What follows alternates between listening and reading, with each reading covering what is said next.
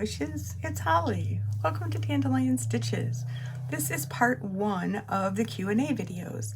There are a lot of questions, many questions. So what I'm going to do is set a timer for 15 minutes, and then I'm going to answer questions for 15 minutes and then take a break and stop that video, and then we'll begin part 2, and we'll just keep doing that until I run out of questions. So that way you don't need to watch an hour's worth of me talking. You can decide, do I want part 1, part 2, you know. So is everybody good? I didn't do a check-in. This should be, well, could be any day actually, but Monday maybe. I'm gonna try to get it up on Monday. So I hope your week is starting well. It is Sunday here, and I'm kind of settling in for not a kind of a quiet day, but I've got a candle going and I've got my drink. So I'm ready. So let's set a timer and get going.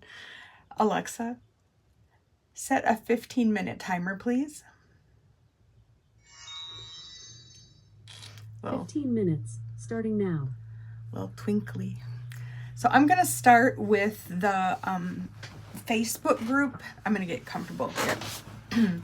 Facebook group questions. The first one is from Martha. She sweetly asks, how's your sister doing? My sister's doing pretty well. They've had some rough times. The tornado that came through a month or so ago just decimated their yard and took part of their roof off and ruined their siding. And you know, that's really stressful for a normal person, for any person, but when you're in your 80s, and you know, wow, that's a lot. But she's doing good, and when she's working on something that she will feel like sharing, we'll do another video. So Melanie Renee, what projects are on your to-do list? I have a quilt for a Christmas gift on my to-do list that I can't show, but I also have this. It's heavy. There we go. I have this kit. I got this kit last year, and for some reason I thought it was Christmassy, but it's really not. It's really more woodlandsy. That's not a word, but anyway, that's on my list. And usually what happens is I try to figure out what I'm going to do next, and then one of you will ask for a tutorial, or I'll just get like this crazy wild idea. And so I don't really have a list. What is the skill you would like to learn? Applique? I would like to learn applique. I have not done that yet. My sister does it all the time, and it's amazing. What got you with sewing and quilting? Sewing was my mother. She sewed she sewed everything. She sewed all my clothes. She sewed curtains, you know, the whole 9. She just sewed everything. And because I have a sister who's 16 years older and a brother who has passed, but he was 13 years older than I am.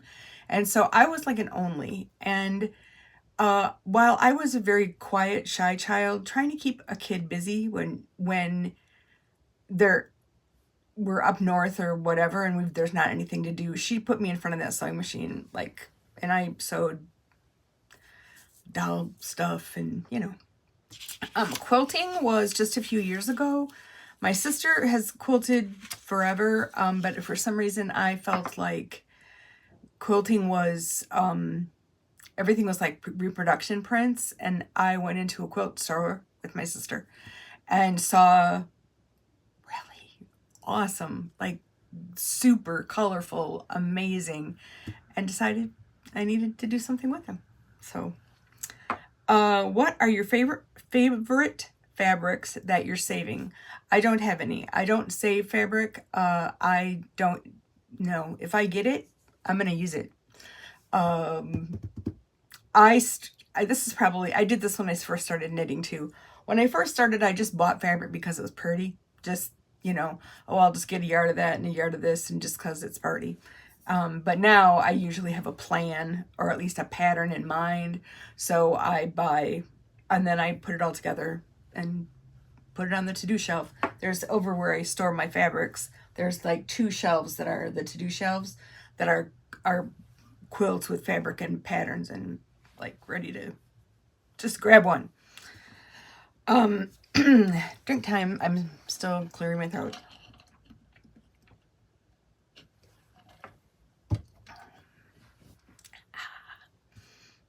This is Janice. How did you meet your husband?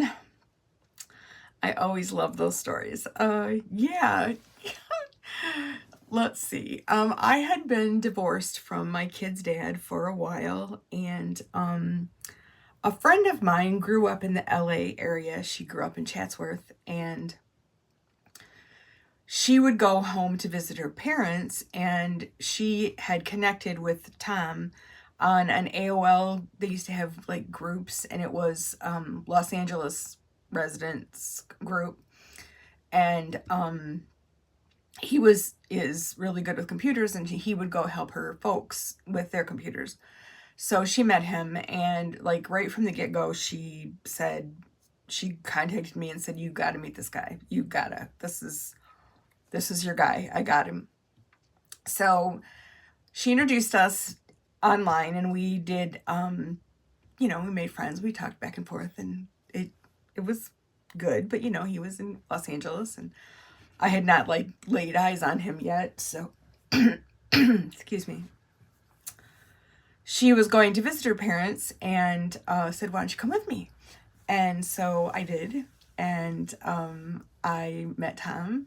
And this is just going to sound so cheesy, but as soon as I met him, my heart went, there you are. I've been looking for you all this time, and there you are. I found you. And we clicked immediately. It was immediately. And we went, on that trip, we went up to Cambria, which is my granddaughter's name. And we went to Catalina, and we just, we both knew that this was major. But again, he's in LA. I'm in Illinois. I have kids who are not going to want to move. So for 9 months, we did long distance. He would fly in as often as he was able to do so. And eventually he started looking for a job, and that took some time, but eventually he found a job in the Chicago area. So he moved here in March, and we got married in December. And it's been 23 years. So yeah, that was sweet. He's the best. Deidre, what is your favorite childhood memory? I would say just the time I spent in northern Wisconsin. Just, there's not any like specific, but just the time that I spent in the woods and on the water, and yeah, it was a really good, I was alone a lot of the time, but for me personally, it was just a great way to grow up. Karen is asking about the thistle. If you've not been keeping up on Thistlegate, we have a giant 7-foot, maybe even taller, I don't know, thistle in our backyard that Karen and Sue, her sister Sue, came and have witnessed, and we're waiting for it to bloom. And it's got a lot of buds on it, but it's just not blooming. This is Becky Kettle. How did you come up with the name Dandelion for your baby dog? Our baby, in parentheses, dog. Well, that goes back to, and if you've heard this story a couple of times, I'm sorry, but I'm going to tell it again. Dandelions are my mother's flower, my mother's symbol. She was crazy for dandelions, just 100%, just nutso for dandelions. And when she died, people did not send flowers. They brought bouquets of dandelions. Just the whole place was just full of mason jars and glasses and tins, and just full of dandelions. Everybody just went out and picked. So dandelions have become my connection to my mother, and so kind of now they're my thing. She left that legacy to me. So when we decided that we were going to get a puppy and we knew what kind of puppy we wanted, we have a grandson who is very allergic, so we needed to pick a dog that he could be around, and so we decided to get an Australian Labradoodle because I had another friend who had them anyway. So we we got in on a litter, and they choose the puppy for you. They ask what you're looking for, and we told, we're no kids at home, and maybe a slightly quieter of the group, which did not happen. But two of the puppies were brown, and she was the white puppy. And I knew as soon as I saw her that she was Dandelion, and she was my puppy. And we finally found out, and she indeed was our puppy. And she's Dandelion. She was not the quiet one. She is not laid back. She is a nut. Although she's 5 now, so she's starting to calm down. But everyone in the neighborhood knows her. All of the drivers that deliver have treats for her. Especially the UPS driver, he will just stop, not delivering anything, just stop and honk the horn, and we'll open the door, and out she'll run, and they'll have a little, tussle, and he'll have a treat, and he makes her sit. It's adorable. It's sweet. She's a really, what's the right word? For people who are not majorly dog people, she's a good dog for that. She's just a sweet, loving dog. Lynn, how many grands do you have, boys, girls, or both? We have both. My daughter has 2. Cambria is 13, and Emerson is almost 11. He'll be 11 in September. My son has 4. Callum is 10, will be 11 in January. So that's worked out really well. Those 2 cousins are like really tight. And then Judah is 5, and then the twins, Maisie and Maddox, just turned a year. This is Missy Sarver West. How do you stay motivated? You are always so upbeat and creative. Thank you, Missy. That's very sweet of you. How do I stay motivated? Well, you guys keep me motivated. You have things you want to see. I have always been a creative person. It changed, the things that I used to be creative might change.